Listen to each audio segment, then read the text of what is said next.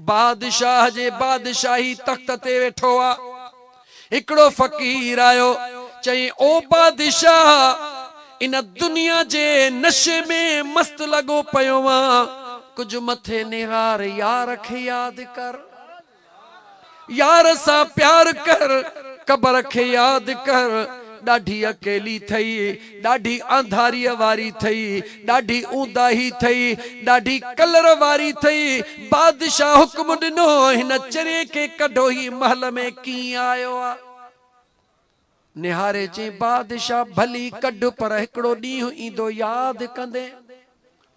उन फकीर के घर मां कढंदा हूं मुझे अल्लाह जी बेनियाजी निहार। वो बादशाह शिकार ते निकरंदो आ। दौराने शिकार अचानक उन जो घोड़ो बाहोड़ जी पांजे काफिले के छड़े करे पांजे मुंह सां डुकंदो आ। एतरो घाटे झंगल में हलियो वींदो आ जिते माण्हू जो आवाज भी कोन ईंदो आ। बादशाह जो साह सुकी वींदो आ, उन जे करे निड़ी सुकण लगंदी आ। हाणे इए महसूस कंदो आ मुझो साह तो निकरे। अर्श दे निहारे, फर्श दे निहारींदो आ, ॾिसे साॻियो ई फ़कीर आॾो बीठो आ। उन फ़कीर निहारे चयुसि, ओ बादशाह दे खबर अॼु कीअं थो समझी तुआरी बादशाही। चवे तो बादशाही जो न पुछ, फकीर वारो कर, खुदा जे वास्ते हा मशकीज़ पानी जी भरल थई, को हिकड़ो ढुकड़ो त मुखे दे। उन फकीर चयुस गाल बुध, पानी त तोखे सजी मशकीज़ थो दिया, पर हिकड़ो वायदो कर। कहिड़ो? अधु बादशाही जो लिखी दे त पो पीअण जे ला पानी ॾियां। उन चयो मुखे पानी दे, मां त हाणे जो हाणे लिखी थो ॾियां। उन चमड़े जो टुकड़ो कढियो, बादशाह अधु बादशाही लिखी ॾिनी जी अचे मशकीज़ पाणीअ जी। उन पानी जो निड़ीअ वात ते चाढ़ियो त रब जो हुक्म थियो, निड़ीअ खां हेठि पानी लहे ई कोन।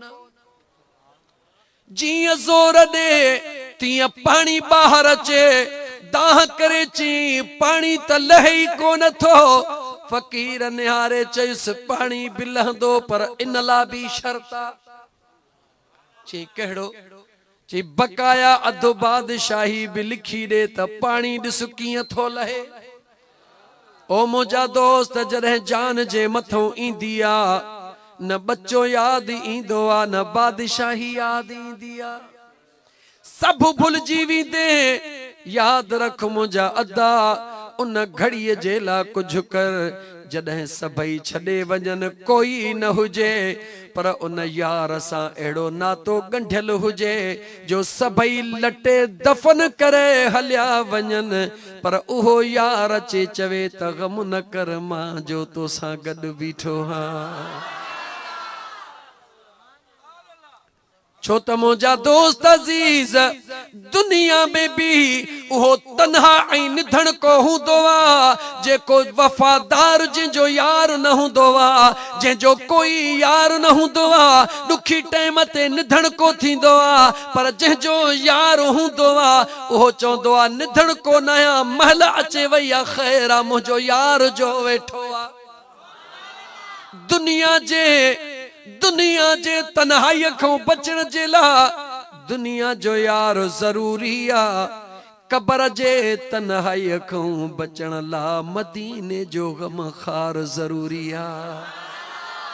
उन पिरीअ सां प्यार ज़रूरी आ, छो त मुंहिंजा दा जिथे मिड़ई छॾे वेंदा, लटे वेंदा, उते मुंहिंजो महबूब अचे पंहिंजो चेहरो ॾेखारींदो आ। उन फकीर अचे छा थो चवी? चई सॼी बादशाही थो ॾे, वारो कर मुंहिंजी निड़ी वई। चमड़े जी उहा पर्ची कढी ॾिनई, सॼी बादशाही लिखरायई। फकीर दुआ घुरी, बादशाह पानी पीतो, बादशाह हलियो वयो, वञी पंहिंजे महल ते वेठो। कुछ वक्त गुज़री वयो, उहो फकीर साॻियो वेस बदलाए वरी बादशाही में आयो।